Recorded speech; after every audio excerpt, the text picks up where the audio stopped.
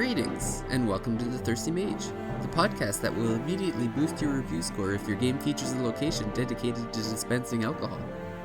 I'm your host, David Lloyd, and this episode will feature a game that's much different from what we normally cover here at the Mage.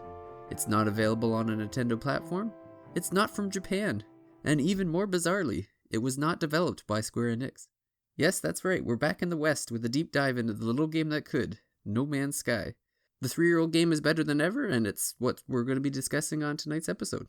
Joining me on the panel is the director of Nintendo World Report and our resident space expert, John Reardon. I'm lucky that another John from the website is not here, otherwise I would definitely not be the space expert. The space video game expert. That's more reasonable. There's a rocket scientist that used to be the director here. I am definitely not the space expert. And rounding out the panel, reviews editor for Nintendo World Report, and currently released from police custody after being questioned for loitering at the local 7-Eleven, Mr. Jordan Rudick. 7-Eleven is now the second establishment in my town that I'm banned from, including EB Games, so I'm kind of establishing a list of places I can no longer go to. I gotta be careful. When you went to get the Zelda cups, were there other people there? There were waiting for Zelda cups? There were not other people waiting for Zelda cups. Which surprised me. They seem to be pretty popular. I think they probably just put them out because I'd been checking different 7-Elevens regularly over the past few days, and they kept telling me, "Oh, it's going to come today. It's going to come today," and finally got them yesterday. But no one else was picking them up at the one that I was at. Interesting. Mm-hmm. That's unlike Nintendo fans. Yeah, well, to be fair, there's like 5 or 6 7-Elevens in my town, Richmond, which is kind of a lot smaller than Vancouver, obviously, but we've got a huge number of 7-Elevens for whatever reason. I don't know. We've got a lot of convenience stores, actually. Like per capita, it's got to be one of the highest, I'd say, in the country. And is your drink tonight potentially from the 7-Eleven? No, I've actually been very good. I bought 9 of those Zelda cups from 7-Eleven and didn't fill a single one with a Slurpee, nor am I having a Slurpee today. So if we're doing drinks, I can get into that. Sure. Cool. So obviously there has to be like an accompanying story behind every drink that I have. That's just part of the podcast now. Since my second son was born at the end of July, I've been trying to be healthier. So I've been trying to eat a little bit better. I've been going to the gym a lot more, a lot more from 0 times per week now, trying to go 3 or 4 times a week if I can. At any rate, the long story short is that I'm drinking a smoothie, and I've been drinking lots of smoothies. So I've got banana and kind of like mixed berries, like cherry, raspberry, strawberry, and cashew milk, because dairy free, of course. And that's, pretty basic smoothie that I'm having tonight. And I've been drinking ones with protein, but I hate the taste of protein powder, so I don't have that unless I'm going to the gym. So just a regular kind of plain smoothie for me tonight. And John, what are you partaking tonight? I'm enjoying a crisp, refreshing Mountain Dew. It's bottled under the authority of the Pepsi company. And I just realized that the 4th ingredient on it is orange juice, which I didn't realize there was even orange juice in Mountain Dew. So it's pretty much healthy at this point, part of a balanced breakfast.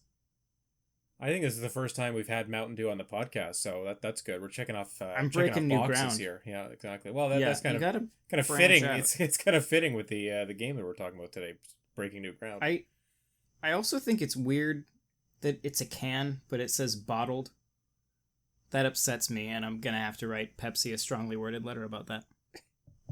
Well, we go from last episode's everyone drinking alcohol to this week's episode where no one is drinking alcohol. Because you can't drink and fly. No, that's true, but I do have a little story. So usually I try to match the beer up with whatever theme that we're going on, and when I think of space, the only thing that I can think of is Tang, and because I don't even know where I would get Tang, but from the thoughts of Tang came a recent Twitter post from Jordan. Oh, I don't even know which one this is. Orange. I need something orange. Something, to replace the lack of Square Enix tonight. What Twitter post is this? I don't even know what you're talking about. A German ad from the yes. So I had to go track down some Fanta. I feel like I'm a bad influence on you, David. I derail your podcast on my own by not bringing alcohol normally, but now to derail you, I'm sorry about that. No, that's all right. It was, like I said, I was trying to get something to go with the theme, so I had to get an orange drink for space. So, Well, yeah. So you've got an orange drink. I'm drinking what is essentially just orange juice. Jordan, can you relate your drink to the color orange? God, the only relation I've got is that there's fruit in it. Can we pretend that one of them is an orange? Sure we can. Hey, it all fits. Yeah, orange goes really well in smoothies, so I hear. Yeah. So all the beer drinkers out there, don't worry. This is a one-off. That's We'll be right. back to alcohol Well, next week. it fits when we talk about a game that's so kind of outside of our regular repertoire that we go off the board with the drinks too. So. Yeah, so tonight we're talking about No Man's Sky. So this started off as a PlayStation 4 game, and it's made by Hello Games. Back in 2016 it was released. But I think we'll just get back into it. The history of Hello Games is actually quite interesting, because it was formed back in 2008. I believe the person, like Sean Murray, is essentially like kind of the face of Hello Games, I would say. Yeah, he's like the CEO or whatever. The boss. He'd be the boss. And so he came from a PlayStation 2 background. And when they first started up Hello Games back in 2008, they made their money in iOS games with the Joe Danger trilogy. The beloved Joe Danger trilogy. I've never played any of those games. The name sounds somewhat familiar, but I've never played them. I know at least 2 out of the 3 of us can't stand mobile games and have probably never played it. Which 2 are those? Is it all 3 of us? Is it all 2 David, of the 3 David of us? didn't want to assume that you hate mobile games like we do, John. That's all. No, that'd be all 3 of us then. I wasn't hate's sure a if strong you had word. a hatred, Jordan, or if it was just a general disgust. Hate is a strong word, yeah. I have found mobile games. I play Minesweeper on my phone sometimes, and it's a very good version of Minesweeper. And in general, I find that is about the level of video game that a phone should be used to play. John, what I'm hearing is you hate mobile games. That's what I heard. Because I think that anytime we say this, like, oh, like I play solitaire, I play blackjack, I play something that could be that you played when you first got a PC, like when PCs were first started entering the home. Like if you're playing that on your mobile device, that's not a mobile game. That's just like you bringing your little computer with you in your pocket and playing a kind of a computer game or a digital game or something like that. It's so simple, I guess, you know. I will say I have been following the development of a Star Fox, procedurally generated Star Fox game on mobile called Omega Knot, and that's good. So go play that. John, we're talking tonight about a procedurally generated Star Fox game. It's called No Man's Sky. It all fits. Well, I don't know what I did name my ship an Arwing. No Star Fox is Sky. And I searched through all of the heads when I was customizing my character to see if there was a Fox one yet, but there isn't. That would have been smart. Like my recent article about mobile games, the only use they are is to fund the actual games I want to play. And that's what happened in Hello Games' history, is that they took the cash that they made from Joe Danger and they decided to go from an iOS game to an incredibly expansive, procedurally generated, universe-building, quintillion planet-filled universe. Which is usually the next step you take after making a 2D side-scrolling bicycle game. It's a tale as old as time. You know, it's funny. That's obviously a colossal risk, considering. I mean, we're going to talk about more, you know, the troubled release and maybe history of the game leading up to its launch and everything like that. But it's a huge risk going from making smaller mobile games that are doing well to this game that's going to be exclusive to PlayStation. I imagine they got some fundings, obviously some promotional publishing help from Sony. There must have been a fair amount of money involved there too. As far as I know, Sony wasn't, and rein us in if we get too far ahead here, David, but as far as I know, Sony was not initially involved in the development of No Man's Sky. That came later once there was a ton of hype around it. Right. Yeah, so there must have been, I mean, again, you're spending all this money to do something that no one's really ever done before on a huge scale, and you don't know if you're going to make your money back with this or what's going to happen, if people are going to like it. I know that people were very interested in it when they first announced it. I don't know how far along in the development they were when we first found out about it. It was some years before it actually came out, right? Yeah, and it was, I mean, the development of, from what I've heard about the development of No Man's Sky, it was an adventure. I don't know if we're to that point in the podcast yet where you want me to go on my rant about its development or not. Yeah. Go. David, let the man rant. Okay. The floor is yours. No Man's Sky, developed by Hello Games, a very small company, especially at this point. I want to say, I'm going to get my numbers wrong. And all of this, I'm not checking. These are all the things that I've been told, and I'm doing this from memory, so I may get some things wrong. But I'll be generally right. Very small team, roundabout maybe like 15 people or so, essentially making this game in a basement. And it got announced at, it was either an E3 or a Game Awards, and just blew people's mind, the idea of being able to fly from space straight down to a planet, no loading screens. Everything's procedural. There's 18 billion planets. And it's a huge deal. So IGN and all these different places start interviewing Sean Murray, the main guy behind it. He's, of course, this, indie developer whose previous work is on a phone game, who has no experience with PR, and is now, like, the biggest thing in gaming. And a very, very smart guy, and I think a great game designer. But he goes into all these interviews, and starts talking about all the things that he wants to put into his game, that as far as he knows is still a ways out, and at this point it's an indie game, probably releasing digital only, for less than $60. And that's where we're at. Cue Sony swoops in and decides to publish the game, which is great. That means it gets a physical release. All that's good. But during this time, a few things happen. The Hello Games office where they're making the game, I believe, is flooded. It's damaged in some way, and they lose a ton of the game, including, to my understanding, the algorithm that actually generates the universe. Because the whole thing of No Man's Sky is that the universe is generated mathematically, and so it's not truly random, because a computer, given a certain seed, will always generate random the same way every time. So you can give two people different coordinates in this universe and generate it from that same seed, and they'll get the same planets even if they're playing offline. And none of those planets are stored on the disk. It's just generating from a seed. There's great interviews with Sean Murray explaining all of it, and it's fascinating. Go watch it. But yeah, so Office gets destroyed. They lose a bunch of this algorithm and have to redo it from scratch. The game gets delayed. And I don't remember if Sony, I believe Sony was with them at this point. No big deal. They keep going. They get close to the next release date. It's not really where it wants to be. It gets delayed again. They hit the next release date.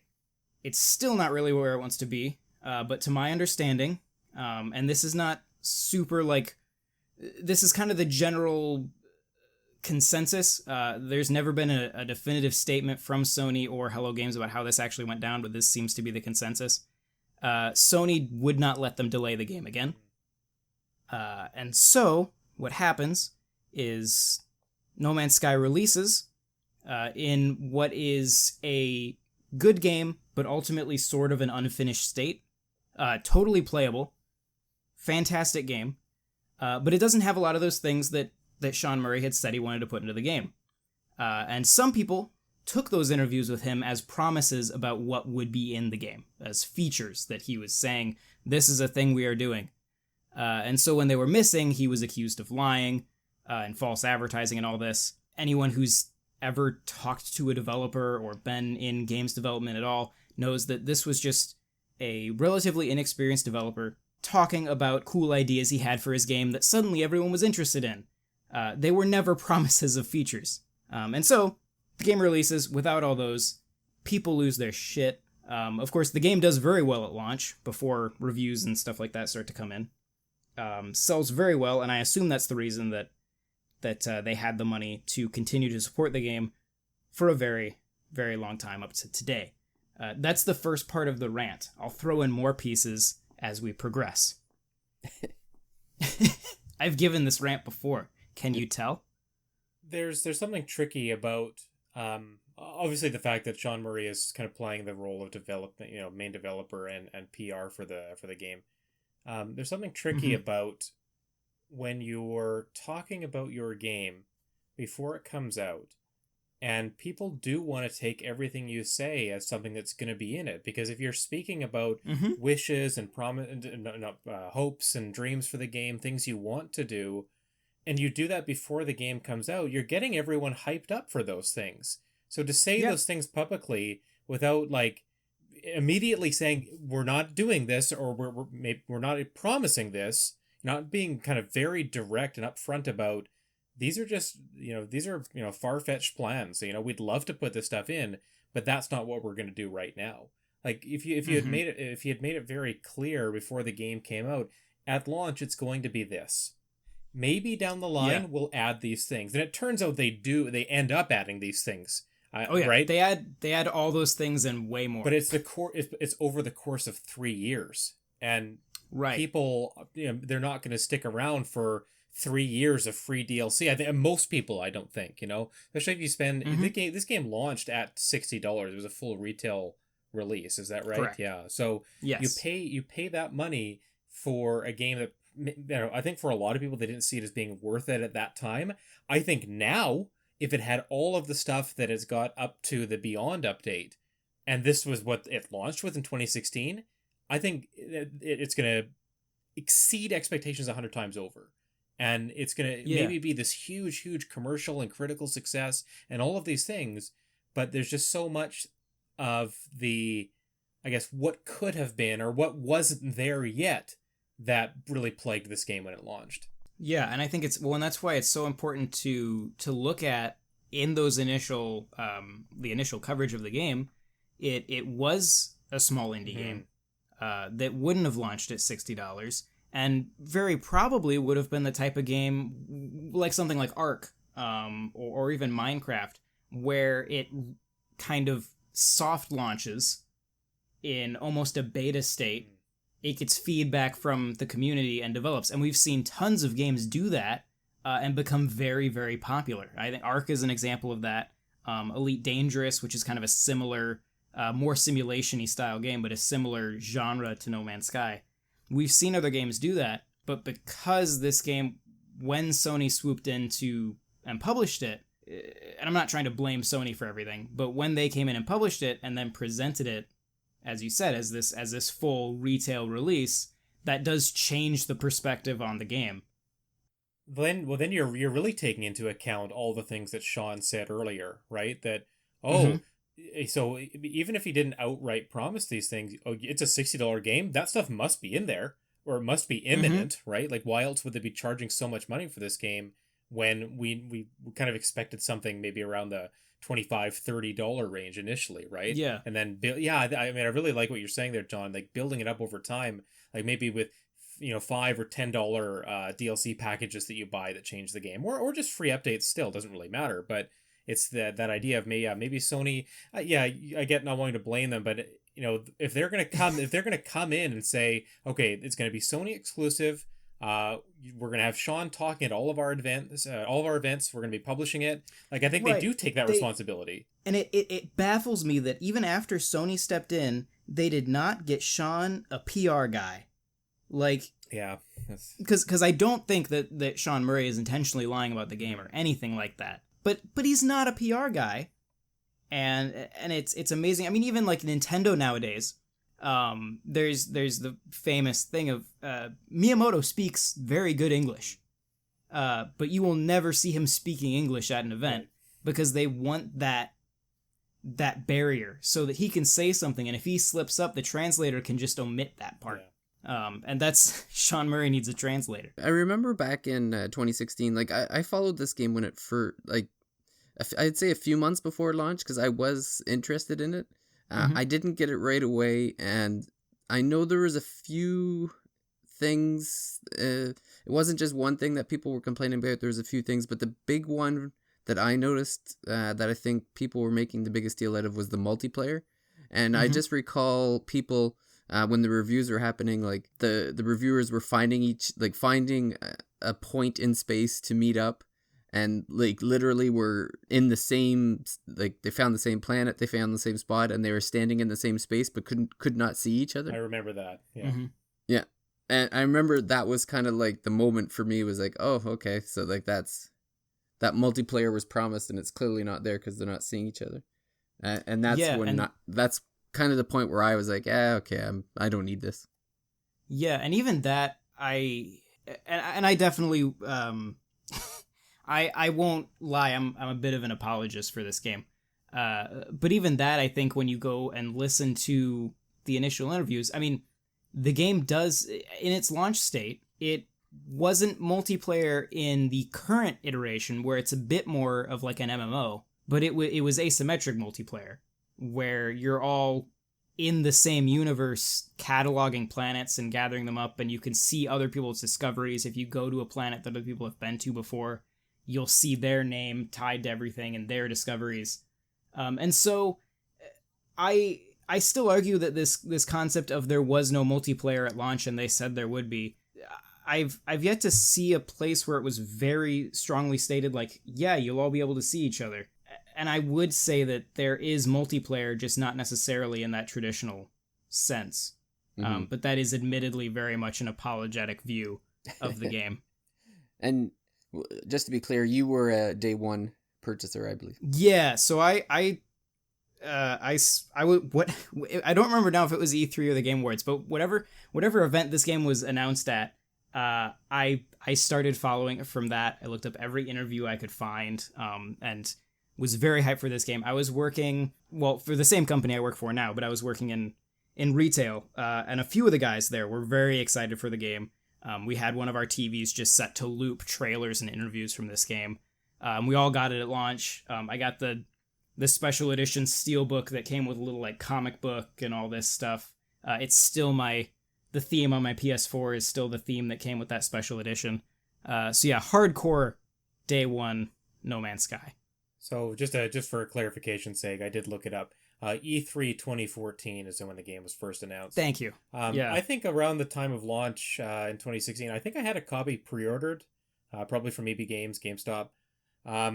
And I was kind of waiting to see what review scores were going to be, what people thought about the game when it actually came out. I was excited, but still on the fence about it. I don't know what I wanted, and I'm going to talk about this more later. It really isn't my kind of game. Maybe I was kind of swept up in all the excitement about the game, and that's why I wanted to check it out around launch. I didn't pick it up back then, and I've only just played a few hours with you guys and a couple hours by myself as well. So I definitely don't have as much experience, but I was definitely caught up in the fever around the game when it was first shown, and every time they showed more and Sean was talking more about it, and then when it finally launched, I was following it all around that. And then I think I followed the Fallout as well, just after launch and all the backlash and everything like that. And the sizable updates have been interesting, but we're going to get into those soon.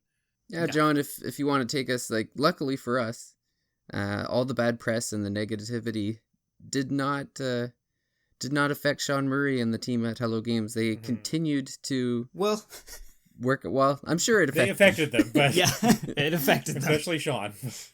But they kept at it, and there's been a lot of updates since that original 2016. And maybe if John wants to take us down the path and go through all the different changes it went through.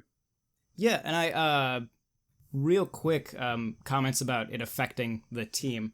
There's a really good GDC talk from I think last year from Sean Murray, talking about dealing with expectations and the growth of a game, and he talks about essentially after the game came out encouraging all of his staff to get off of Twitter, and he just ran the No Man's Sky account himself so that they wouldn't have to see any of it, because they were getting some like harsh personal attacks and garbage like that you hate to see. But it's a really interesting GDC talk, and you should check it out. So yeah, when the game came out, it was pretty, compared to now, it was pretty bare bones. I guess I'll, real quick, No Man's Sky, procedural generated space game, 18 billion planets or systems or something. And it drops you off on a random planet with a crashed ship and tells you to survive. The modern iteration of it has a lot of like tutorial and stuff and multiple branching off stories and different quests that you can do. When it initially launched, you still had that, you're dropped off on a planet. The graphics were way worse when it launched. They've improved that a lot. And the planets look more interesting now too. But you'd be dropped off on a planet, you have to repair your ship, and then you go into space.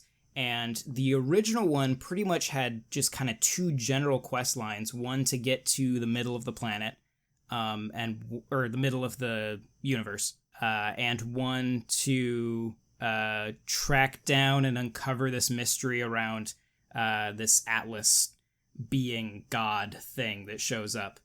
Or you could play it like and I think most people did, which was to not care about any of that and just pick a direction. And I think I had the advantage when it came out of I was playing with a bunch of other people who were really excited about the game, so we pretty much constantly had a messaging chat going on PSN, just sending back and forth screenshots and stuff. And I found that was the best way to play. But yeah, so that happens. And then the game gets horrible kickback, and then kind of goes quiet for a long, long time. Like almost... I feel like it was close to a year. I could be wrong, but it was to the point where it felt like the game had maybe been abandoned, which would make sense. That's kind of what we expected to happen. And then out of nowhere, we get the announcement of an update called Foundation, and they just drop a new trailer. And it's a free giant update that hugely improves the visuals and adds base building. And it was very limited at first, but it added these features. And I think the most important part of it was that it pointed out, like, this is our first of these. We're going to do more of these, and they're all going to be free. And that's kind of when it became clear, like, oh, they still want to put in all that stuff that they originally wanted to put in, and now they're doing it. And that's what they've been doing while it's been quiet.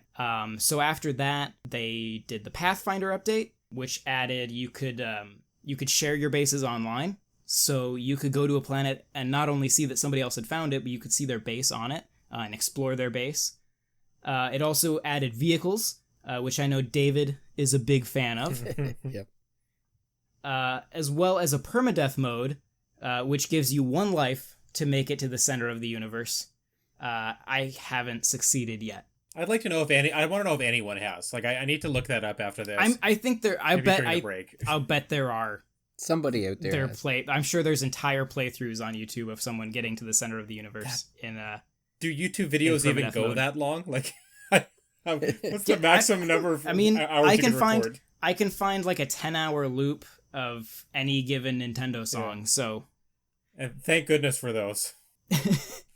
But after that, and I think Atlas Rises might have been at the year anniversary, actually. So I think those other two might have been a little bit before. I could be wrong about that.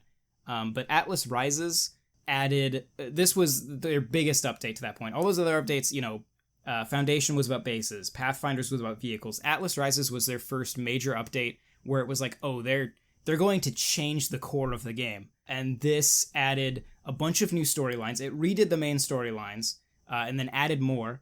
It made the portals active, which was one of the biggest things that people had backlash to when the game first came out, and this is fair, in the launch trailer, the character that was in the trailer walked through a portal onto another planet.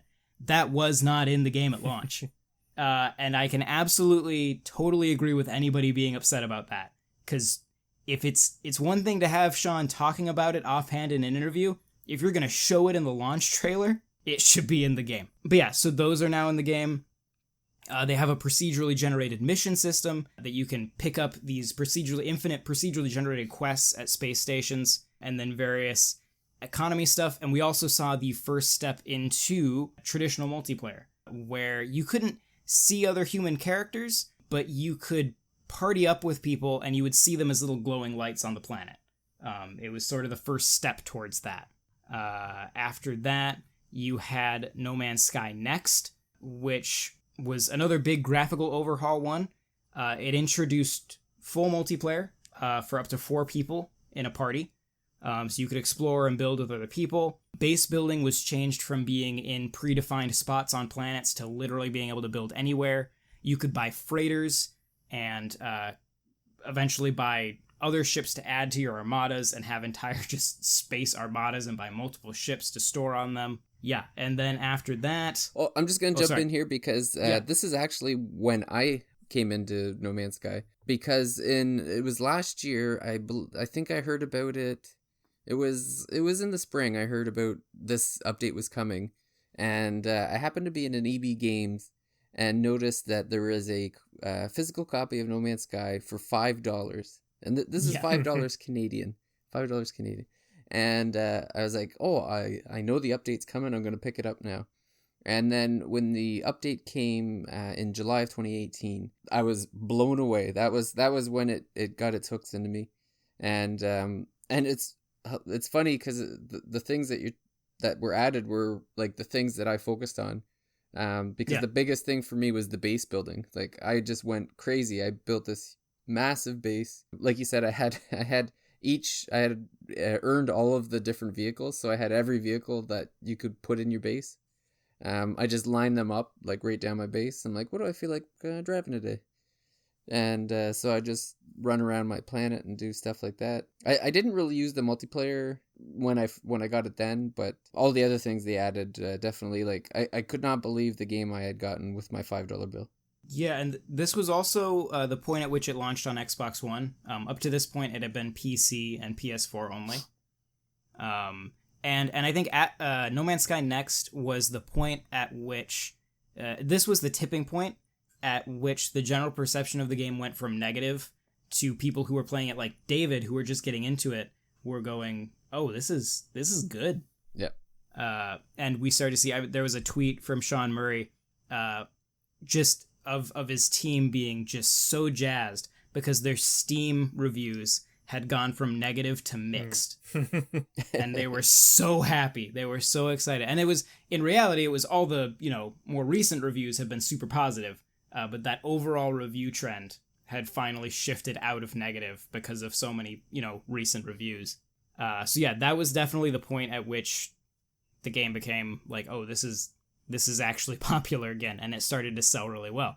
After that, they snuck out really quickly after that an update called Abyss, which added underwater base building and really improved the underwater biome, added a bunch of new fish stuff, it added a submarine, and a few more graphical improvements and stuff like that. They then did another small update called Visions, which was new planetary biomes, so more different types of planets. I think this was also the point at which planets could sort of have more varied biomes within a single planet. So like the planet that we were actually, where we had our NWR beach house, the really nice planet that we were hanging out in where we were playing multiplayer, a ways off of where we were, there was like a giant ocean. In the original version of the game, it was pretty much the same type of terrain for the entire planet. You wouldn't see something like that where you'd have like a continent and then just ocean for a long ways.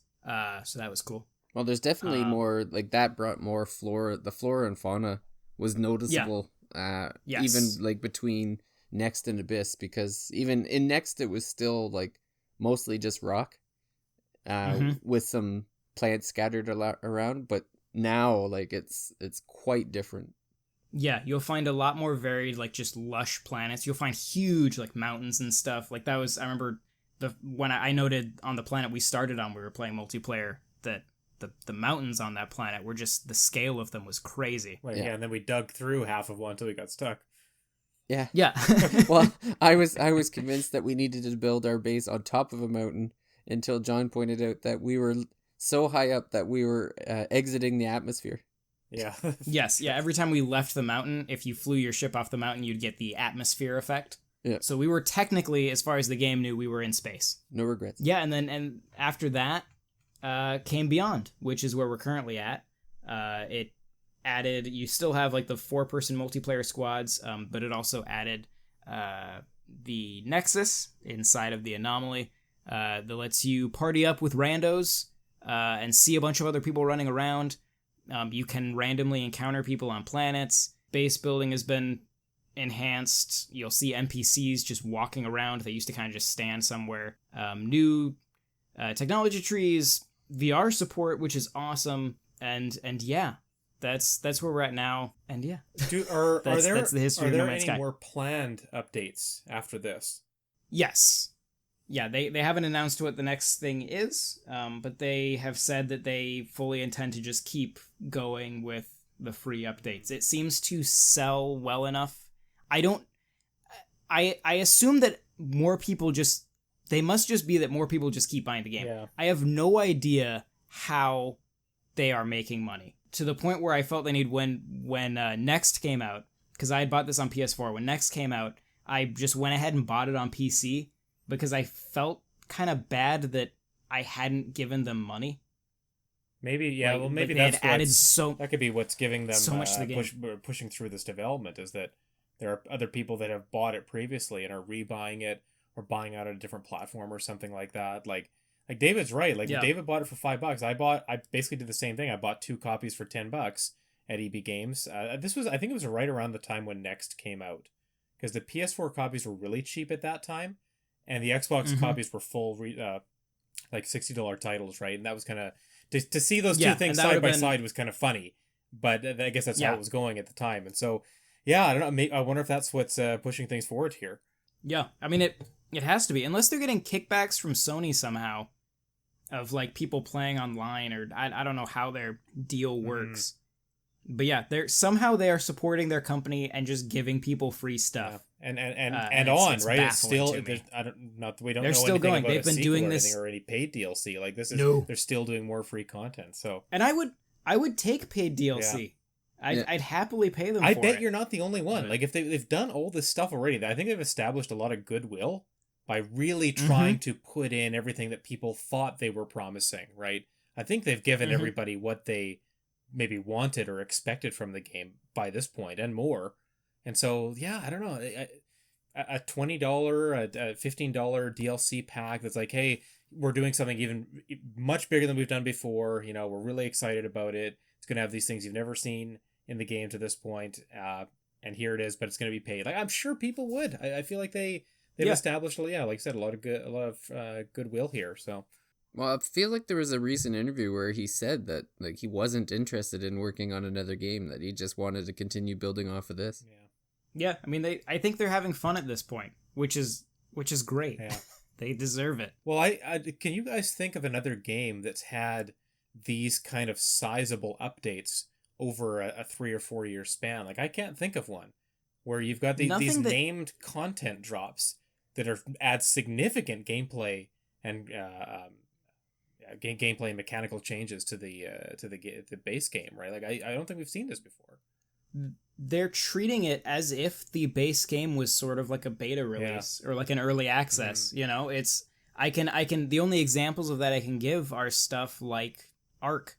But did Ark have these many content Ark had a lot of updates. Yeah. Ark still isn't done, which makes it interesting that they've now moved on to another game without finishing the last one that people paid for. But, you know, I digress. But yeah, I mean, that's outside of that early access environment. I don't think I've ever seen a game get this much post support. I wouldn't be satisfying my contractual obligations if I didn't mention a Square Enix game. And Final Fantasy XIV has had 3, I believe they're in their 3rd major expansion.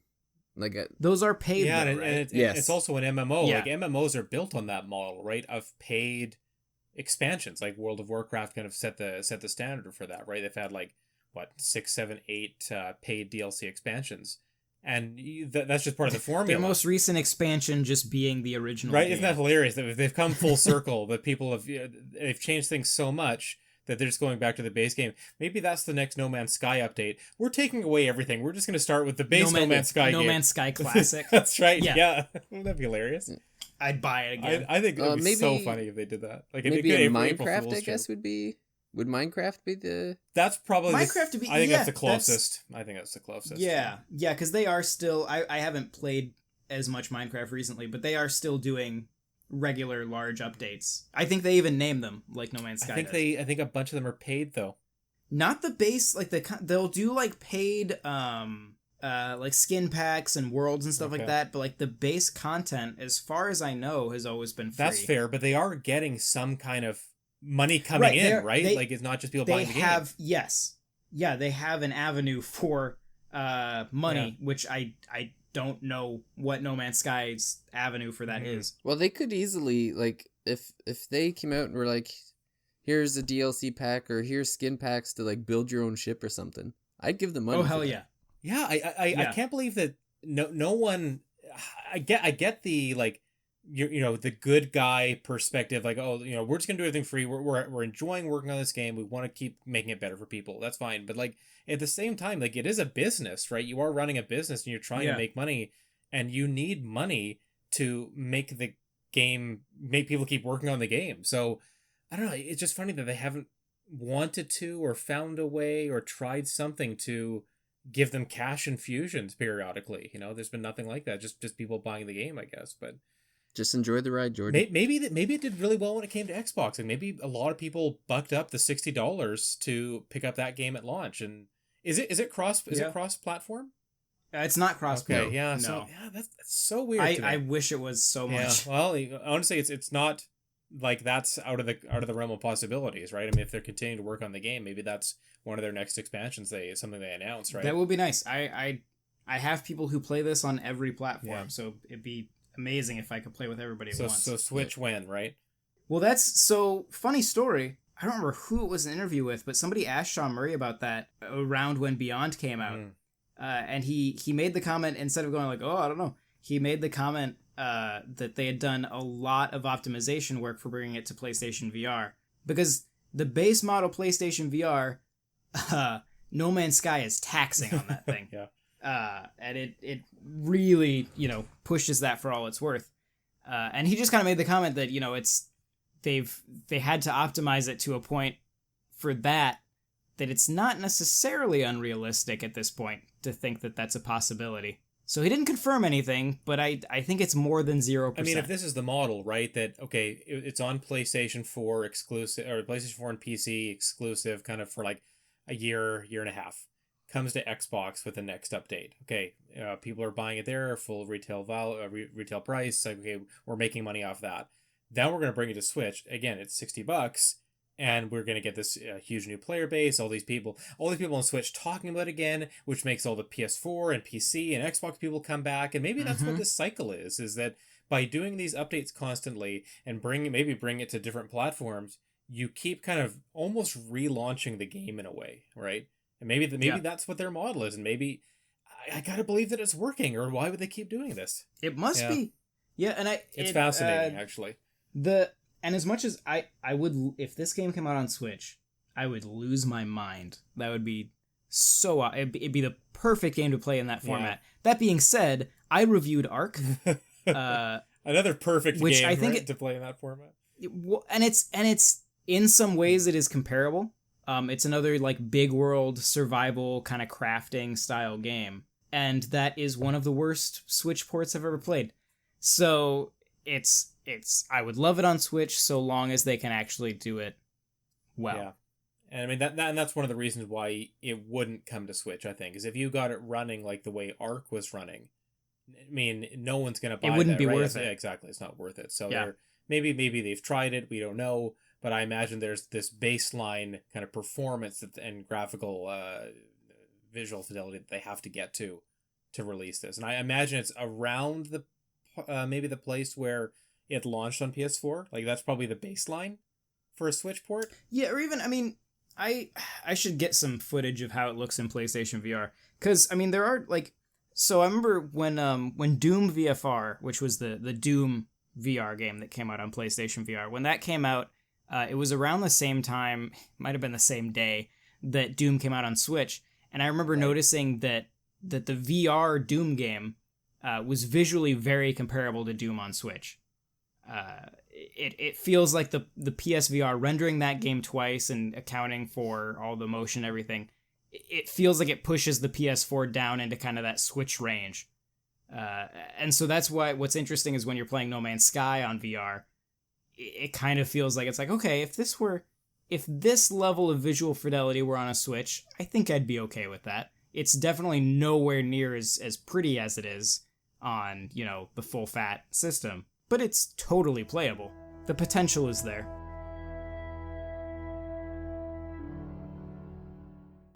Hello and welcome to this ad read for Radio Free Nintendo. I'm your host, James Jones. Did you ever want to hear the famous Gungan Senator Jar Jar Binks ask about a Miitomo reboot?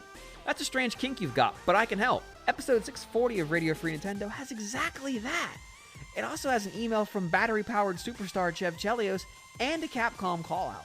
You can hear it on iTunes, Stitcher, sundry other podcast services, or directly at Nintendo World Report. That's Radio Free Nintendo, a podcast allegedly for grown-ups. When you start a new game in No Man's Sky, so the recent Beyond update, the three of us pretty much started together, and we're going to ignore the one that John and I started pre-patch, which just didn't work at all because my version of the game apparently did not have the compass working. We had some technical... So No Man's Sky, what we found when playing multiplayer in No Man's Sky is that it will either work perfectly or not at all. It is not always a flawless experience. So the time that it did work was a lot of fun. We all started brand new characters. The good thing is when you join each other's game, you do spawn on the same planet now, so you don't have to track each other down. So you'll start on the planet, and like John had said earlier, the tutorial of the game is basically your planet, or your ship is on the planet, and the tutorial walks you through how to fix the ship so that you can get off the planet. And so everything's there, and the tutorials is essentially just, you need this element to build this tool so that you can then refine another element to build another tool so that you can then repair the ship and fuel the ship and get off. And I think that takes a couple hours, maybe about an hour if once you've got the hang of it, I guess. Yeah, I think it's easier with more people because you can kind of, we were kind of tag teaming resources. Like when somebody needed something to build something, a lot of times somebody else would already have it and we could just send them the item.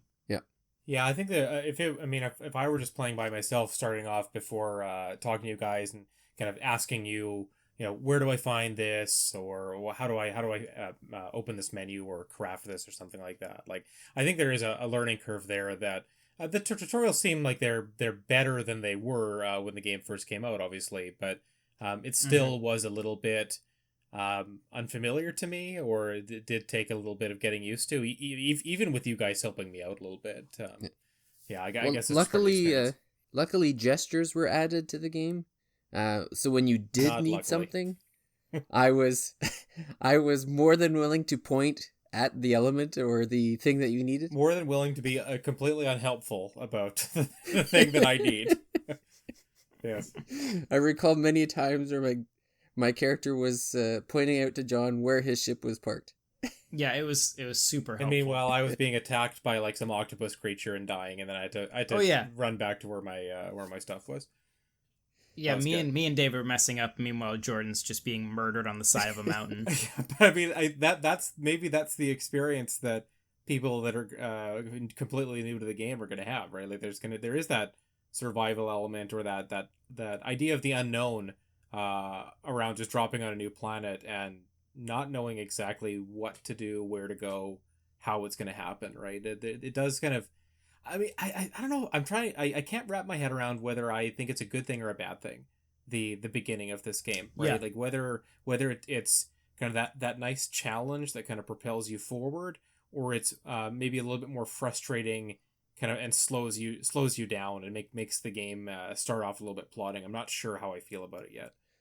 Well, I definitely feel like it's forcing you to learn what you need to learn to survive. Mm-hmm.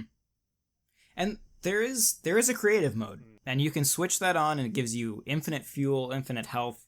You can build whatever you want, buy whatever you want, and it's a cool way to just sort of, if you just want to mess around with the game or build some stupid base without worrying about resources. It is a fun, very different experience, but very fun. Yeah, that might not be bad for like a tutorial or figuring the game out, because you've got everything you need to build things. You can just kind of figure it out without any pressure, without any danger around you. Well, that's because the other thing about, like, when you start, we got lucky this time and started out on a very pleasant kind of Christmas-looking planet. And the only thing that was dangerous were those flying octopus things. And it was a little cold. But you can totally start on a planet that will just rip you to shreds. And that's always fun. Like there was, I think this was one of the times where Jordan, I think this might have been before you got there one night, but me and David were on a planet at one point that was just constantly in a blizzard. And just any time we stepped out of our ships, we were just immediately dying. And it was like, we just need to leave this planet. We had to, it was the quest that you were doing last night, Jordan, where it was kind of sending you all over the place, getting like the warp stuff. Finding Artemis. Yeah, it was for one of those quests, and so we had to do stuff on the planet, but it was just the worst planet I've ever been to. Well, and it's funny too, because during that quest, they actually give you access to a better ship that you could take. So I was trying to decide if it was worth, because the ship is kind of busted, and so you have to fix it to be able to take it away. And I just like, I'm not running around this awful planet trying to find the resources. I'm like, screw it. That has been the one nice flex I've been able to do because I pre-ordered was being able to use, I can still use my pre-order bonus ship that I got even today. What's different about the pre-order ship? It just looks different? It has like some extra slots, and not to reveal to you guys that I cheated, but it comes with the hyperdrive already in and fueled up. No wonder you guys were so far ahead of me. So I was pre-order cheats. David's doing all these steps. And I'm like, are you what part are you doing with the hyperdrive thing? And I'm like forgetting that I, without noticing, skipped a step. And I'm like, oh yeah, okay, that's why he still has to do this. This is the equivalent of me playing Final Fantasy 7 or 9 in the 4x speed up mode. Yeah. I'm not playing the game the way the developers intended. I don't know if you are either, John. Sorry. They gave me the ship. Although I guess they gave you the ship for buying the game early, so I guess that's fully what they intended or hoped for. I was gonna say, now and then I land on the multiplayer nexus and I look across and see somebody else in the pre-order ship, and we can just make eye contact and give each other approving looks. I mean, that's kind of a neat thing, right? It suggests that you guys both played the game at launch and you're still playing it to some extent. We're not 3 years later. I think that is impressive. Posers. Well, and then once the tutorial's done, it's basically like free range, and there's a few different ways that you can play. Like there is the one quest. There's like going to the center of the universe if you're just trying to like explore. There's the Atlas quest with like the Artemis character where you got an unknown traveler that you come into contact with, and you know they need assistance, so you're trying to help them out. Then you could also what we were doing actually for the most part was using the base building mechanics, where we were working on building a base. So we had built a teleporter, we had built 3 landing pads so that we had somewhere to park our ships. I think John was working on a very large NWR marketing campaign on our our whole system may just be an NWR marketing campaign. If you're playing No Man's Sky and you come across, what's this system called? I don't. Was remember. It just NW? Was it no? Okay, so the planet we started on was NWR territory. The system is called Nintendo Forever. The system is Nintendo Forever. I remember seeing that on a PlayStation server. Yes. I remember naming that. And then the first planet. That was. I don't remember. I don't think I named the planet, but I remember I named the base NWR. The planet was base. NWR territory. Oh, and that's right. I think I played by myself for a little bit and found like a really pleasant planet off a little ways in the system. And that planet is called youtube.com/NWRTV. I was just naming the planets that I ended up going to after you left, David. John and I stuck around for a little bit, and I was just kind of completing the quest on my own, and I started naming planets NWR -64 and then -65. I think I only named the 2 that I got to doing this quest. But yeah, we were doing our best to prop up the site. Yeah. So if you come across any of those, it's all we should have just called them all patreon.com/NWR. Just every planet, every bug, every rock that we find is just named patreon.com/NWR. I doubt that we're the first people to have this brilliant idea in the 3 years the game's been out. I'm sure someone has done, propping up their own. That's why they reboot the universe for every major update, is to get rid of all the brand integration. Really? Yeah. That's hilarious. Well, and if you're trying to find our planet, ours is the one that has the big NWR in light blocks that, like, so if you're driving by the planet and see like lights flashing that say NWR, you know that's us. So, but your discoveries still stay, or no, they don't. You can transfer over your character, and you'll still have all the like credits and everything from it. Mm-hmm. But the universe itself regenerates, so a lot of those planets go away. I did have my base on the PC version did mostly survive the reboot this time.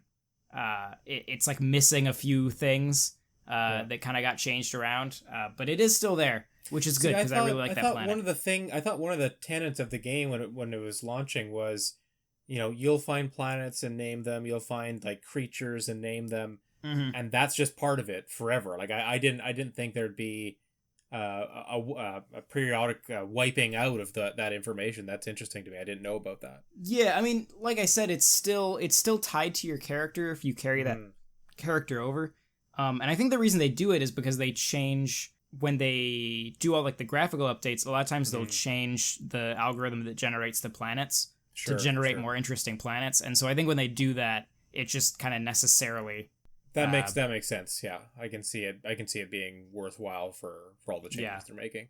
I think I did have an update early on where I had built. It must have been like in the foundation pack, the Pathfinder update. After that, I remember going back to my base using a portal because it was still technically there, but the planet had regenerated, and so I was underground, right? Because my Y position had changed. I wanted to ask you guys about. So in one of the show notes, David, you've got what's fun, and I'm curious what you guys enjoy about this game, because I think you two have different overall feelings about the game and the genre than I do. So maybe rather than starting off with some of my more negative thoughts, I'm curious about what makes No Man's Sky fun for you two. I'm looking forward to the part at the end, the Jordan takedown of No Man's Sky at the end of this podcast. It's not a takedown. It's respectful. I assure you. Well, I know for me when I started last year, it was definitely the exploration and the base building. So I didn't really leave the system I was in. I just set up shop on a planet that seemed nice and had a real fun time building my base. This time around, I'm finding the multiplayer aspect makes it different. We're still kind of doing the base building, but it's just kind of fun working with people. And I don't know if Jordan, you were around the other night when John and I came across. We found a manufacturing facility, and it was guarded by sentinels, which are these robots that. They're kind of like the policemen of the universe, I guess, where if you're doing things that you shouldn't be doing, they're going to kill you. So what shouldn't you be doing? You should not be stealing from a manufacturing facility, apparently. Okay. Yeah, they're different, like depending on the planet, the sentinel activity will be different. So some planets they're like not really there and you can kind of just do whatever you want. Other planets they're like super aggressive, and so, you pick a flower and they come after you. Yeah. Okay. So in our case, so the facility, there's, I got there first, and I'm looking around. I'm like, John, I see about 20 sentinels. I don't think we're getting in here. And basically he's like, comes in with his spaceship, and I go, we'll see about that. And he starts firing at the building from his spaceship. The firing at the plant. No fire. Yeah. The manufacturing plant. Yeah, because the manufacturing plant has a sealed closed door that you have to blow open to get in. Oh. Yeah. Okay, yeah, I got so, yeah, so I think he distracted the sentinels, and I just waltzed in. Yeah, it was. And it sounds like a bank heist or something like. Dude, that. I don't know what update it was. So it used to be in the original game, like your ship, like when you were in your ship, you could shoot at other ships and stuff like that. But your shots didn't do damage to anything on the ground. I don't know what update changed that so that you could blow stuff up from your ship. But you can totally troll the sentinels from your ship. You just fly up to a sealed off building and line up your ship with the door and just blow it open, and then just watch the sentinels freak out and try to get you, but like you're in a ship. Right. And it's the best. Yeah. The other fun thing we did was when I had first built the landing pads, other traders had decided they were going to crash at our place. So these just NPCs. Yeah, so these NPCs just showed up and took our parking spots. So John decided to move them aggressively. Is this? Are you talking about the beach Yeah. house? Yeah. Oh, So We only had one landing pad at first, and I couldn't land my ship because NPCs kept landing at it. yeah, so he just blew them up. Yeah. My standing with like every alien civilization on that save file is really bad. Cuz I just blew up so many ships. Yeah. Well, and that's the other thing, you can be a pirate. Like you can go Yeah. out to Yeah, that's something cuz for the sake of this podcast we kind of played a very limited scope of the game. But I mean talking about things that we find fun and all that. Like there's 3 other major races and a few other like minor ones. And you can learn all of their languages. Like when you start out the game and you talk to them, it'll just be garbled. But then by asking them for help with their language and finding these like old ruins from those civilizations, you can start to pick out words from their languages. And then when you talk to them and one of those words come up, that'll be clear. And so then, you can start helping them and building up your relationship with those individual species, and occasionally they'll give you these little like chips. And then if you're ever in trouble, like if you get attacked by space pirates, you can use that chip and it'll call in that species to come help you. Or you can blow up their ships on their landing pad, and then they will actively dislike you and might try to kill you occasionally.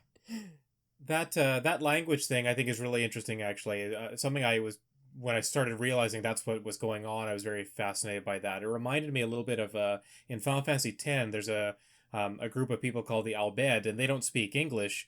But throughout the game, you pick up these books called Albed Primers, and each one translates one letter.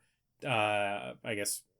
So like you might learn that when they use a letter C, it's actually a letter A in English. So as you pick up the Albed Primers, if you collect all 26, I guess, then you'll be able to translate all of the Albed speech in the game. And I guess the idea is that you play through Final Fantasy X once to collect all the primers, and in your second playthrough you'll carry those over, and every conversation you have with Albed or situations with that group of people, you'll be able to see what they're saying at that point. So that's kind of a neat thing, and it did remind me about that, or remind me of that in playing No Man's Sky with this thing. I do think that's kind of, and if I were going to play the game more, it is something I'd probably want to do because I am interested in language, and I would want to figure out what are all these people saying to me, and that would, I guess it's one of those kind of goals or quests you kind of set for yourself, right? Yeah. I mean that's the thing, is you can kind of I've done, that's the crazy thing as far as like quests go, I've done so little in that game. Because I always just find, I mean, I think the part of it that's the most fun for me, and I think this may come from playing it before, like now that there are bases, I do feel that drive to kind of like find a nice planet and keep coming back there and then explore out from that point. But I still find that my favorite way to play the game is just constant, like, is that idea of like, what's the next planet gonna look like? What's if I warp to this system, and trying to kind of guess, because there's logic to the like placement of the planets in the systems and like the types of stars they're orbiting. You can actually get really deep into figuring out what kinds of planets those are likely to be based on the system and how it's laid out. So like trying to kind of guess and be like, okay, this will have like kind of some nice Earth-like planets, and kind of making your way through the system or through the universe that way, I think is my favorite part of the game. David, what about you? Like, what stands out to you as like how you would sell this game to somebody?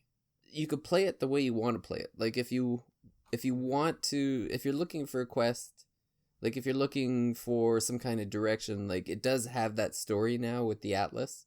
That it'll take you through places and take you along a path. Or if you're more into being like a trader, they have so many different space stations where like you can go and you can mine for things and you can make money, and you can build up. Like the other one of the updates was you can actually buy freighters now, so you can have like a fleet. You could become a Commodore. Yeah, you can accept missions for your fleet. Like you can send those other ships off on missions to do things, and yeah. You could be a bounty hunter. You can look for bad guys. You can make like upgrade your ships. Like it's, I guess it's the big thing for me is discovery, like discovering new things. I guess if you kind of have that, what can I find attitude, then I think that's the kind of game for you. If you're more of a campaign, checking quests off a list sort of player, I don't know if it's quite the same fit, because this is really like an open sandbox kind of game. Mm-hmm. Yeah, that idea of a sandbox is one that I was thinking about as we were playing the game, and kind of seeing, like, just looking at like the tech trees and all the things I could craft, and I guess like you said, all the different directions you can go in the game. It definitely felt like probably one of the most sandboxy games I've played in a long time.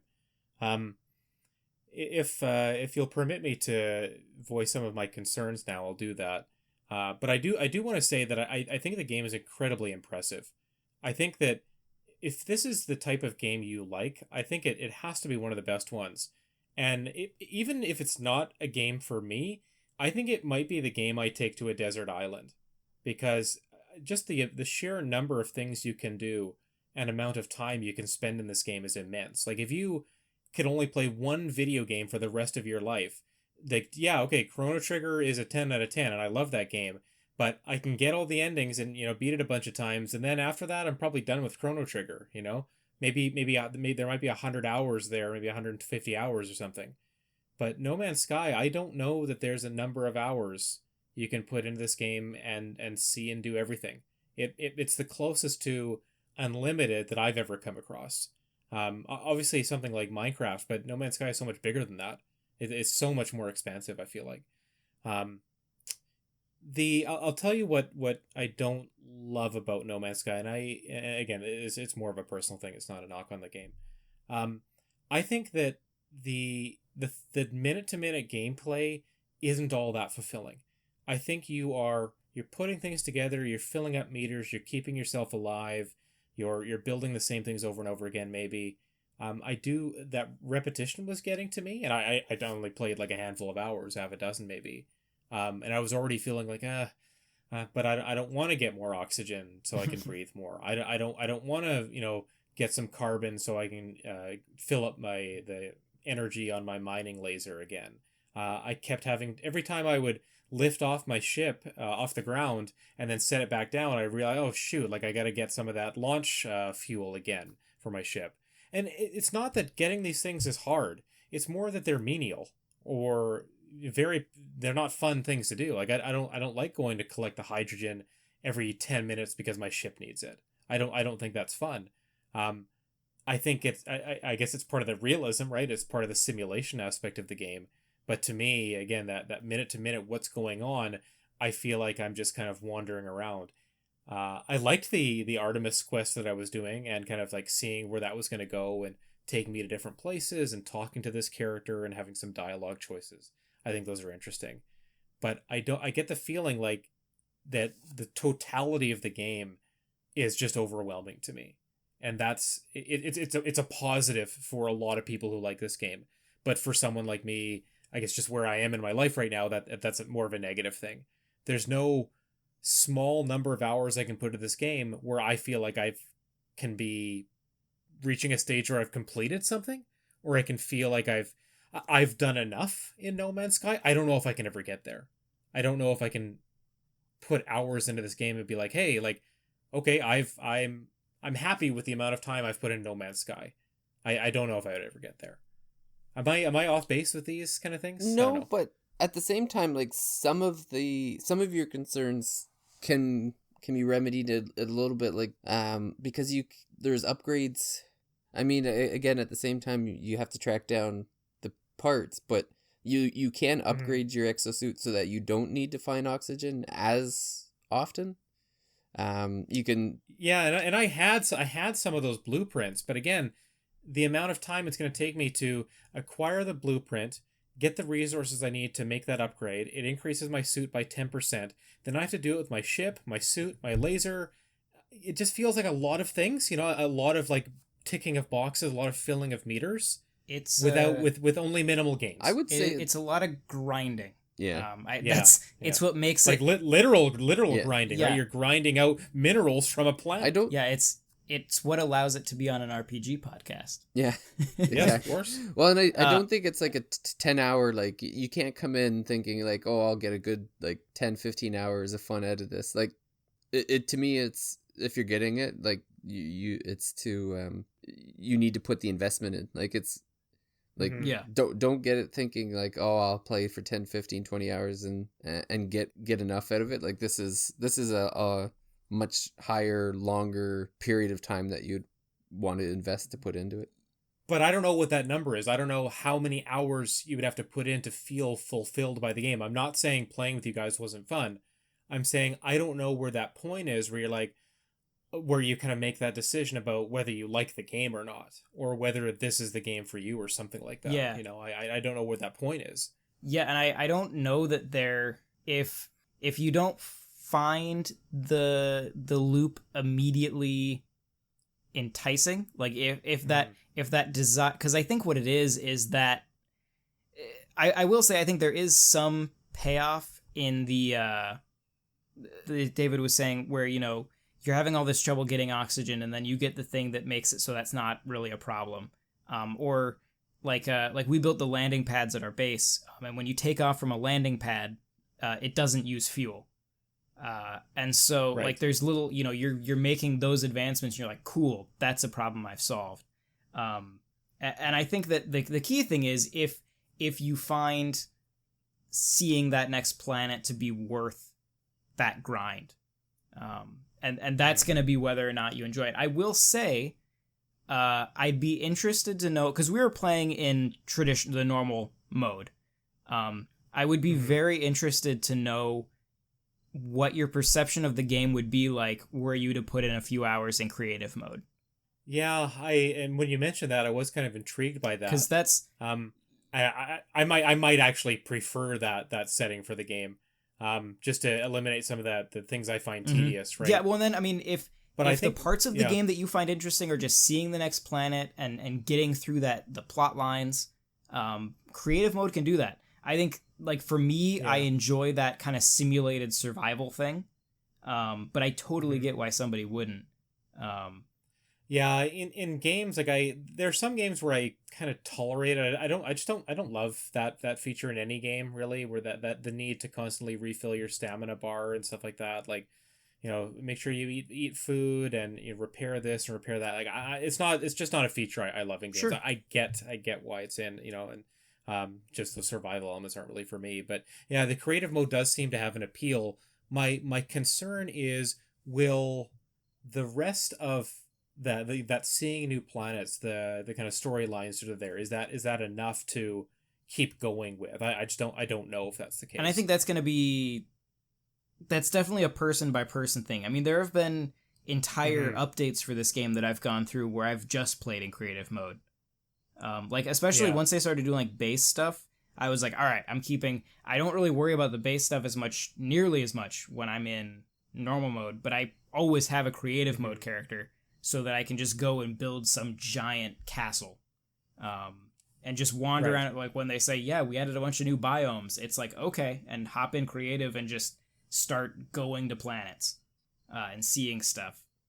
And that's, even as somebody who really likes the normal mode, there is tons of value in creative mode. And I feel like I put maybe not quite as much time, but very close to equal time into that mode as well.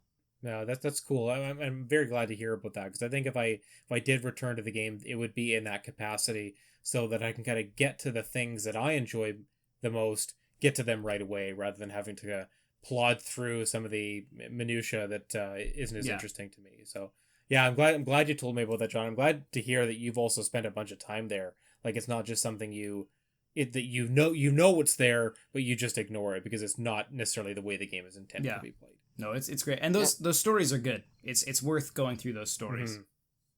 Well, and I did creative mode just to experience the things that take a long time to get there. Like, I wanted to try some of the different ships. So one of the things in creative mode is if you see a ship, it could be yours. You just walk up to the pilot and say, "Yeah, that's my ship now." Don't even have to shoot. Grand Theft Auto with it, I suppose. And it was the same with a freighter. Like, I want to try piloting a freighter, so I just docked with the freighter, walked up to the captain, and I said, "I'm the captain now." Yeah. So I took over the freighter and parked all my tens of ships that I had collected up into that point, just left them in the cargo hold, and you know, traveled around, sent people off to do stuff. So it was just a good way of like experiencing what's possible without having to do the work to get there. Mm-hmm. Like, and you don't have any of those oxygen meters or anything, like none of that exists. You just walk around and do whatever you want. Yeah, I felt like I was constantly noticing bars going down, right? Or percentages going down. Like how I by like the 5th or 6th time I had to stop flying my ship to shoot asteroids to get fuel for my ship. I'm like, I don't like this. I don't like how frequently I have to do this. And I get it. Because it's so frequent, you're encouraged to invest in the technology to make it so your stuff lasts longer. I get that. But I'm not going to spend enough time with the game to get to those technologies. So I'm just like, okay, I want a way to experience the, for me, better parts without having to worry about, you know, harvesting so much carbon and platinum and all these different resources. Like, it's just, I don't love that in games, the harvesting of resources and crafting, just not for me. I mean, certainly, you know, we're seeing those more and more in RPGs, right? And there are people that really love those elements, but yeah, not my bag. Sure. Yeah, I think those are all totally fair thoughts on it, for sure. Cool. Yeah, I again, I think it's a super impressive game. I think that just to see how far it's come in 3 years, how much they've done with it, you know, total props goes out to Sean Murray and the team at Hello Games. Like, it's very, very, I feel like satisfied to see how far they've come and that they've really kind of given. I think they've given everybody what they were hoping for from this game. And John, you telling me that there's more stuff to come. Like, I'm gonna follow it more now. I am so. Kind of my curiosity, I guess, is rejuvenated. Yeah, if nothing else, it's a very heartwarming story just to follow. Do you have any final thoughts, John? Since you're the, I do want to hear about the VR experience, David, because you've got that in the notes too. Well, John's gonna have to take over that because he's the only one who's had one. Okay, No Man's Sky in VR is something that was teased when the game was like announced, and it took a long time to get here. But it's pretty stinking awesome. I will say I have just like the base model PS4, which is the worst way to play PlayStation VR. But I would love to get a Pro just so I can kind of see, you know, a bit more of what it has to offer. It definitely it lowers the graphics settings quite a bit. So you lose some of like the polish. It honestly looks very similar to how the game looked at launch.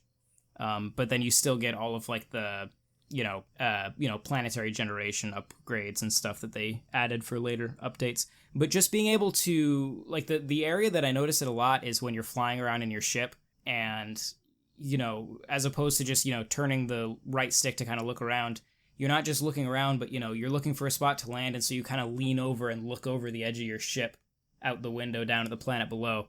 And that's just a super, it's these things that you do subconsciously in VR that just make the whole game so much more immersive. I don't have the PlayStation Move controllers. I just use the DualShock when I'm playing in VR. So David had a couple times where he caught my arm doing like weird things, I guess. Yeah. He said my arm was like twitching around. The hand was, your hand was like going backwards and pointing at your face. When you can, what's weird is when you're playing with the Move controllers, it would just put your gun or your mining laser in your right hand. But when you're playing with the single controller, it just puts it kind of where your controller is. So when you're playing with the gun out, it feels like you're playing the original Doom. Like you have your gun just dead center in the middle of the screen. But then it's cool. Like when you go to aim, you know, you can lift the gun up and like look right down the sight. And yeah, it's a very cool experience. One that I'm glad we finally actually get to have. It can be very nausea inducing if you're prone to motion sickness. How does it compare to other VR games that you've played? It's like similar games, like, you know, similar kind of flight games. Yeah, it's games. The like your movement speed in No Man's Sky isn't that fast. I remember one of the early ones I played, I think it was one of the launch titles on PlayStation VR, was that Eve Valkyrie, which... Yeah, that's the one I was thinking in my head. Super fast-paced loops and shooting in space. If a VR game was gonna make you hurl, that's the one to do it. I don't really get motion sickness in VR, but that one's pretty dizzying. No Man's Sky is nowhere near that, just because the ships don't move as much like a high-speed jet fighter. They move a bit more like spaceships. Everything's kind of just, there's a lot of like momentum and a weight to it that I feel, it feels like you're in like a space tank, you know? And I feel like that makes the VR a bit less of a problem as far as motion sickness goes. It can definitely still, I mean, there were a couple times, like when it first came out and I put on that headset and I took off from a planet and just started flying around on the surface doing barrel rolls and stuff like that. That'll make you barfy. But in general, it works really well. I think that's all I've got for VR. Well, I don't know if anybody has any final thoughts or things they want to add. Yeah, I can do some final thoughts. I think we should all take a stab at this. I'm glad we got a chance to play multiplayer, because I think that's I really enjoy that kind of introduction to the game. I think I might have fallen off a little bit earlier, or maybe just been a little bit more somewhat disappointed with the game. I hadn't had you guys kind of there to help me with some of that early stuff, so that was cool. I originally picked up 2 copies of the game because I was going to play this game. I've got a group of friends that I play PlayStation and Xbox kind of multiplayer games with on occasion. And I picked up a couple copies of this thinking, oh, okay, I knew multiplayer was coming to No Man's Sky. Maybe the 3 of us could play No Man's Sky together. But the friends that I have, that when we play games, we like to have very clear objectives, like clear, defined goals for what we're going to do, right? This mission, you kill this person, you complete the mission, you get the experience, you get the loot, and it's done. You know, something like Destiny 2, we played Division 2 is one we were playing more recently. Very clear kind of path through the game to finish a story by finishing smaller missions along the way. No Man's Sky certainly doesn't have that, right? I don't feel like that group of friends, if I played with them, we would stick with this game very long, because one friend in particular would be like, okay, what's the point of this? Or when do we get to the good part? Or when do we get to the, meaningful story or dialogue interaction or something like that? No Man's Sky doesn't have that. I think you have to kind of impose your own story on the game, or impose your own experience or perspective on the game, something like that. You kind of have to make it fun for you. You have to give it a purpose, maybe, right? It is a sandbox. It is a toolbox. There are all these things you can do, but you have to kind of give the game meaning, I think. Give the experience of playing the game meaning. And I think I found some ways to do that through playing with you guys and then playing by myself a little bit. But it's just, to get to those moments, for me, it would take too long. They were too kind of spread out, or I could see them being too spread out. So I think at some point I would like to give that creative mode a try and see if I can kind of stick with it a little bit more when I'm focusing on the goals that I have for the game, right? Like finding new things, learning that language, learning the languages of those alien creatures, I really think is cool. And yeah, finding out the Artemis thing, getting to the center of the universe, all that stuff, those defined pathways are things that I would like to explore. So yeah, I might try that creative mode, see if I can I'll just say that accomplish I think some of those things. one of the things I was looking forward to when the game was coming out, and is starting to hit now, I think one of the most important things about No Man's Sky, even if you don't like this game, is kind of the precedent it sets as far as technology goes, for like open world games. This idea of being able to just seamlessly go from planet to planet, the idea of generating a universe mathematically, like it's such a groundbreaking. I mean, it's building off of stuff that was done in the old like Elite games back in like the DOS games, but on a huge scale. And we're already seeing that affect things. Like I think it's a very different game, but Starlink obviously takes huge inspiration from No Man's Sky as far as like the structure of the of the world that you're exploring, and like the circumnavigable planets and all of that. And so I'm excited to see not only where No Man's Sky continues to go, but how it affects the rest of space games, because anything with a spaceship I'm down for, and I'm really excited to see what effect that has on the rest of that genre as it continues to move forward, especially now that people like it. Yeah, like for me, it just has a bunch of elements that I've always enjoyed in video games. Like for RPGs, most of my favorite RPGs are the ones that are either open or semi-open. So like Xenoblade Chronicles 2, Final Fantasy 8, where it's like, yeah, here's the story, but really there's like this open world that you can explore and discover. Same with Fallout 4. One of the things that were added in Fallout 4 was the ability to build your own base. And so I was just building bases like throughout the Boston area, setting up like walls and setting up machine guns and defenses and stuff. Like that was one of the things that I enjoyed about Fallout 4, was that this ability to kind of like build a home and build all these things. So yeah, No Man's Sky just kind of has a lot of that. Like it has that base building aspect, the discovery, the ability to kind of just chart your own path. But I do definitely have like I can see like the weakness is the like idea of like, what am I accomplishing?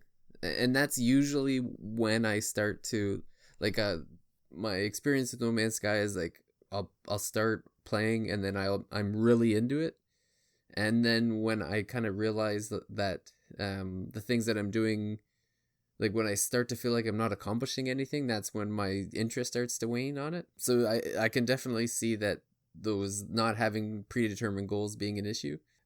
So I guess that's where it is for me. Is it's a game that I'm glad they're continuing to update it, because it not only gives me a reason to go back, but it's just the fact that it's been there for a while. It's probably going to be here for a while. It's a game that I'll be able to come back to off and on, or in between games and that sort of thing. So that's where my excitement for it comes from.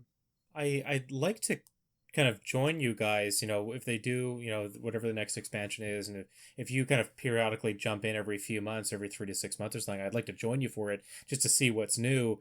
And maybe that would be my opportunity to try the creative mode as well. I don't know if you can do the creative mode in multiplayer. Can you? Yep. Okay. It's all the same. Yeah, I think it has its own. It has a separate server from the normal mode. Okay. But yeah, it's all the same features. And yeah, I was Gotcha. gonna say, I would be happy to hop into creative mode with people, because you can. That's building bases in creative mode can get really stupid. Yeah. I mean, I'm also interested in like the underwater stuff. City. Like I saw one of the expansions, or content drops involved like really opening up the underwater segments of the game. I'd like to see more of that. Like that, to me, that's really interesting, that there's almost these entire worlds underneath the actual planet, maybe, or underneath the actual world that you see. I don't know if that's how it works. But... Did you encounter any like ocean planets? No, I don't think hardly any land. I didn't see any, no. There are planets where it's just you'll have the occasional little island that you can just kind of squeeze your ship onto. Okay. And otherwise, it's all ocean. Yeah, that's cool. I do want to find stuff like that. Yeah,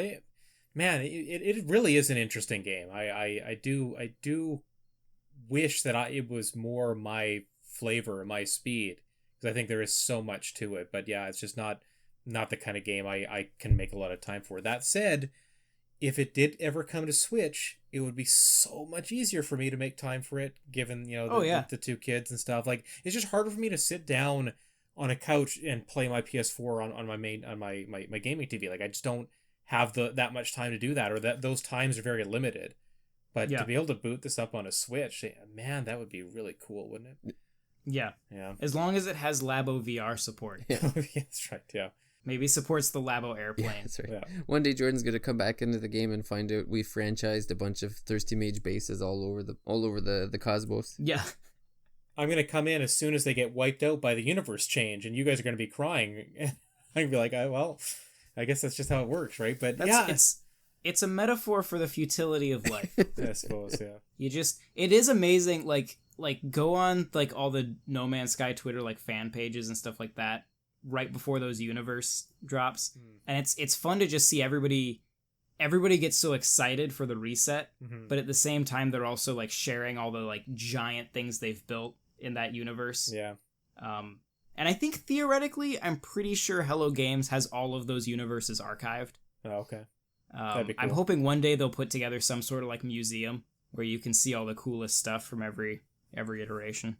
Yeah, it's the interesting thing about these creative games that seem to be so popular is that you have the opportunity to make things that could take you hours, days, weeks, but it could all be wiped out in an instant, right? Like you think of all those whole cities. Like there's a version of Midgar from FF7 built in Minecraft, right? That like of I don't know what they look like very, very detailed replicas, and you can explore them and whatever. But at some point, that will be gone, right? And maybe it's saved somewhere, but it doesn't mean anyone can ever access it. It's kind of just a memory. And so, yeah, there's something fleeting about everything that we're doing in a game like No Man's Sky. We're building these bases, we're naming planets, we're putting up signs. But, yeah, you could turn around, boot up the game, and then it's gone. So, something bittersweet about that, maybe. Well, it's the whole game is... Yeah. It just points out how small everything is, and so when that stuff disappears, it's just like you're in a different spot in the universe. Yep. It could still be there, it's just on a different planet. Well, I'm definitely looking forward to playing more, probably usually in between review games, so it's definitely a game that that's easy to just kind of jump back in now and then, so. Yeah.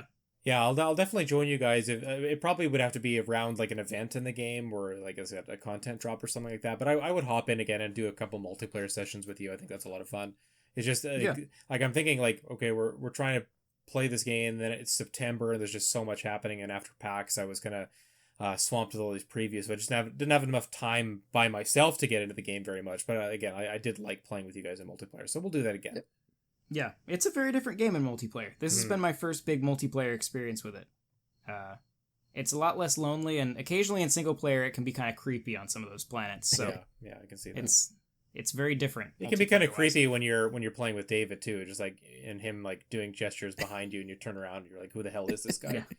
I didn't even know what character he was because when the last time we played, or yesterday when we played multiplayer, I guess we had different costumes or something, and I thought he was just some rando being a creeper, but. Like, why does this guy keep, pointing at things and sitting down behind me?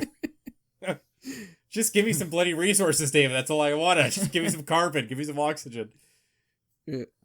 There was one moment where I dropped some scaly meat into David's inventory. Yeah.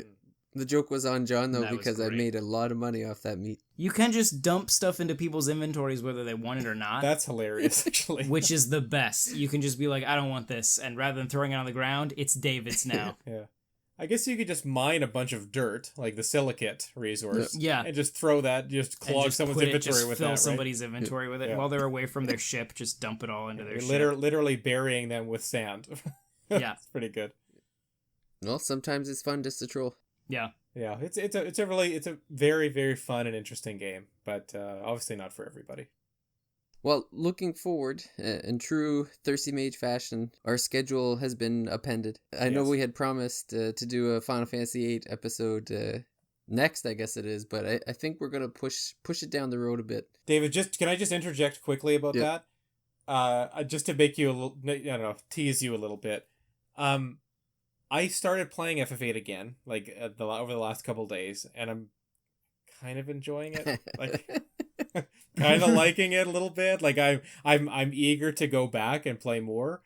And yeah, so we'll do that episode soon. Like I don't know who else we can wrangle in, but yeah, it's growing on me a little bit. So just to give you a little bit of a tease there, and get you fired up about talking about that game soon. We'll get there. Well, and the other thing too is I know that Retronauts had just released their Final Fantasy VIII episode, and I listened to them after my review, after my 10 out of 10 review that I will defend to the grave. I listened to their episode afterwards, and I was happy to hear how thrilled they were with the game as well.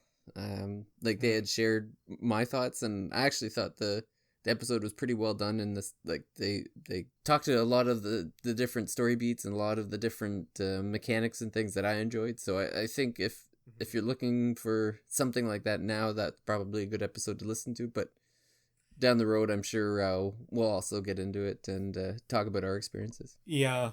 I've got that episode of the Retronauts podcast downloaded as well. I'm waiting to finish the game, obviously, before I listen to that, but I'm looking forward to that. And yeah, maybe around that time when we'll record, maybe in a month or two, something like that. Yep. But cool. Otherwise, it's pretty wide open. So if anyone has any recommendations, feel free to fill up the Twitter box. Witcher 3. Yes.